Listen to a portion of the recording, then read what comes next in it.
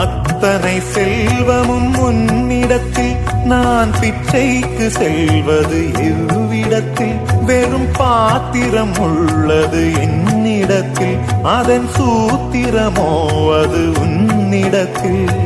ஒரு முறையா இருமுறையா பல முறை பல பிறப்பெடுக்க வைத்தாய் புதுவினையா பழவினையா கணம் கணம் தினம் என்னை குடிக்க வைத்தாய் பொருளுக்கு அலைந்திடும் பொருளற்ற வாழ்க்கையும் புறத்துதே உன் அருள் அருள் அருள் என்று அலைகின்ற மனம் இன்று பிதற்றுதே அருள் விழியால் நோக்குவாய்